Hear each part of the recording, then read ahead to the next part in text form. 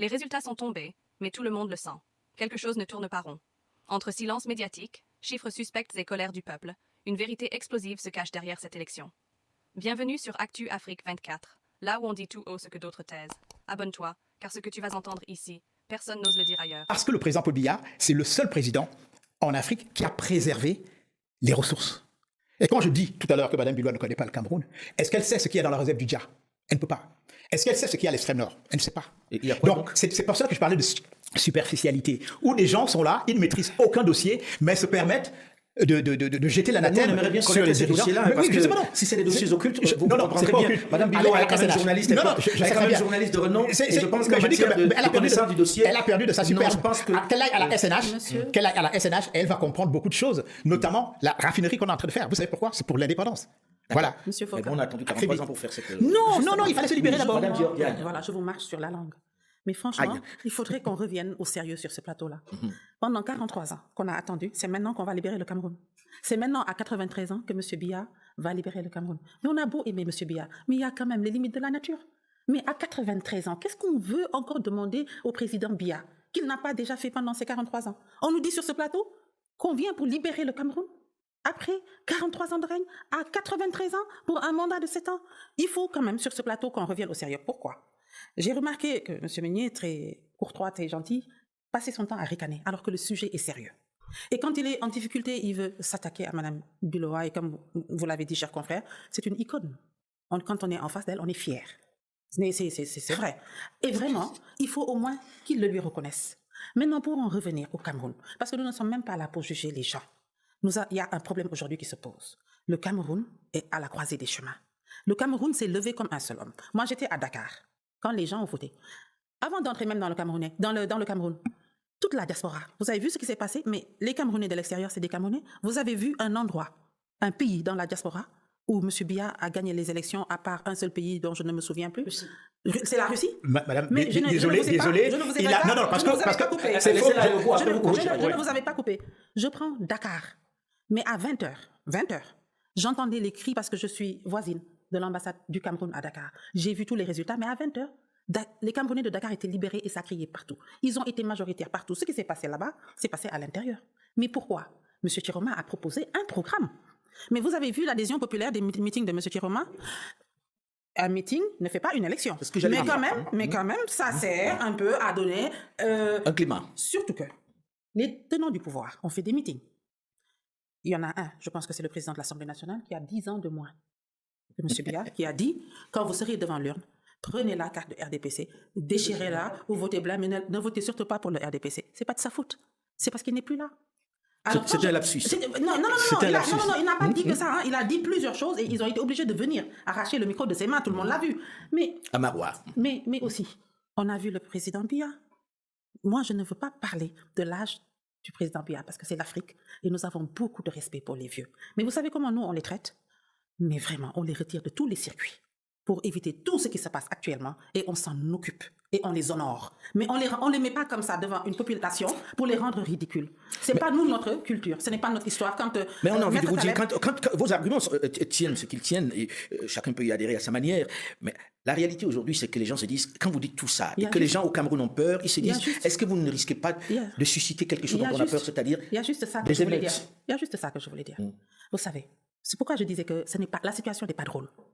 Dans quelques jours, c'est une prophétie que je fais ici.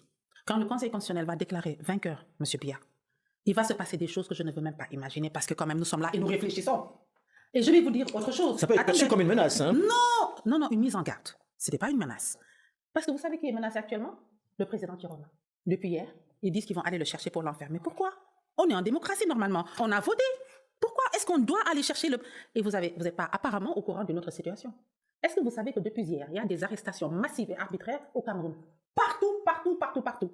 Je veux dire qu'on est en train de menacer les Camerounais qui ont choisi de voter Chiroma. On a dit qu'on va aller chercher Chiroma. Vous savez quand même qu'il y a un bouclier humain important autour de sa maison. Et aujourd'hui, qu'est-ce qui se passe? Les arrestations ont commencé. Un climat de terreur pour un parti qui a gagné. Le parti au pouvoir a gagné. Pourquoi se comporte-t-il de la sorte? C'est quoi le problème? Mais est-ce qu'on ne doit pas craindre des violences? Parce que personne n'a envie qu'on entre dans des violences, maître. Est-ce que le fait d'entrer dans ce cycle-là, est-ce que le président Chiroma n'aurait pas pu attendre que le Conseil constitutionnel ait déclaré vainqueur pour rentrer dans cette bataille-là? Excusez-moi. Alors moi, je suis... Le Conseil constitutionnel, c'est attendre quelque chose du Conseil constitutionnel. Attendre le Conseil constitutionnel, c'est attendre quelque chose du Conseil constitutionnel. Ce n'est pas le cas. Excusez-moi, confrère. Alors, non, nous sommes avocats. Et donc, on se refuse tous les deux de sortir du rôle qui est le nôtre. Mais je vais répondre à votre question, mais Alain Jules, que j'ai connu un peu, je l'ai connu beaucoup plus élégant. Il en a perdu un tout petit peu ce soir. Qu'il s'en prenne à moi, parce qu'il considère que je suis visiblement un digne représentant de la France-Afrique. C'est la première fois que j'entends ça. Surtout, c'est loin de ce que j'écris. C'est pas grave. Mais s'en prendre à Marie-Roger Biloa, ça m'embête. Ça m'embête parce que vous le vouliez ou pas, le Cameroun ne nous est pas un pays étranger du tout. Ça n'est pas du tout pour nous un pays étranger. C'est un pays que nous aimons et c'est un pays qui nous concerne. Et Marie-Roger Biloa ne vous appartient pas vous seul, elle nous appartient tous. C'est une icône du continent africain, c'est la plus grande journaliste du continent africain. On lui doit tout de même un peu de respect. Pour nous, c'est beaucoup. Quant à vous, Alain Jules, allez expliquer que Biya est un révolutionnaire, qu'il incarne l'alternative à la France-Afrique. Franchement, vous aurez du mal à convaincre les gens. Maintenant, le rôle du président Chiroma, ce sont des choix politiques. Le candidat Maurice Kamto, que je salue, en 2018 a fait un autre choix. Il est respectable, il faut le saluer. Le président Chiroma, lui, a fait un choix différent, dans lequel il considère, qu'il ne fait pas de recours auprès du Conseil constitutionnel. Quand vous annoncez que vous ne faites pas de recours auprès du Conseil constitutionnel, que vous ne reconnaissez pas, en tout cas comme entité impartiale, libre, qui va respecter le droit, vous n'avez pas raison d'attendre ces résultats.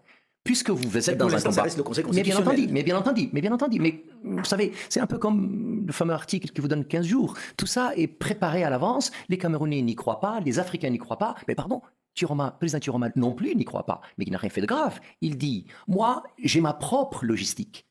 Ma logistique me permet d'avoir ça comme résultat. Vous pouvez la mettre en cause, vous pouvez même ricaner, vous en avez le droit. Mais jusqu'ici, personne ne m'a donné autre chose. Et donc, du point de vue des recours tels qu'ils me sont offerts, figurez-vous, c'est respecter le droit que d'y renoncer. Ça n'est pas une violation du droit. Vous savez, une règle, vous la faites ou vous la faites pas. À chaque fois, vous la respectez, que vous la fassiez ou pas. Est-ce que le fait de dire « je suis vainqueur » n'est pas une façon d'appeler les gens? Non, c'est une façon d'expliquer définitivement que nous sommes dans un pays qui est en fin de cycle, que nous sommes dans une élection qui ne ressemble pas aux autres, et que de cette façon-là, nous avons été capables, nous, en tout cas dans le cas de Chiroma, d'expliquer la situation, de l'analyser et surtout d'en apporter la preuve. Prouvez-nous que ce que nous racontons n'est pas vrai. Jusqu'ici, alors, si lundi, il n'y a pas de commencement de quoi que ce soit. Si lundi on annonçait qu'il n'est pas vainqueur, qu'est-ce qui va se passer? Ça, c'est une question que j'aimerais qu'on transmette au peuple camerounais. C'est son vote. Et pour la première fois, j'ai suivi les élections passées au Cameroun. Pour la première fois, je vois un peuple camerounais debout. Faisons attention. Encore une fois, pas de menaces, des mises en garde.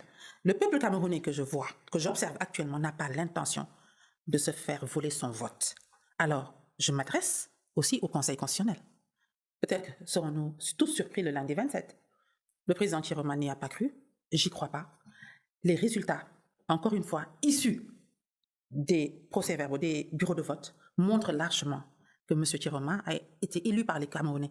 Mais dites-moi, vous pensez vraiment que M. Chiroma peut se mettre aujourd'hui devant les Camerounais et dire que j'ai gagné alors que je n'ai pas gagné et que mais si lundi, on annonce autre chose, Marie-Roger, vous êtes camerounaise. Alors, moi, je verrais un scénario idéal. Ce serait que le président Biya, s'il en a encore la capacité, puisque appelle Issa Chiroma Bakary, concède sa défaite et organise, et donne l'ordre d'organiser la transition. Et là, les Camerounais vont l'escorter, vont faire un cortège d'honneur pour l'accompagner au village, comme il a dit. Mais il ne peut pas le dire.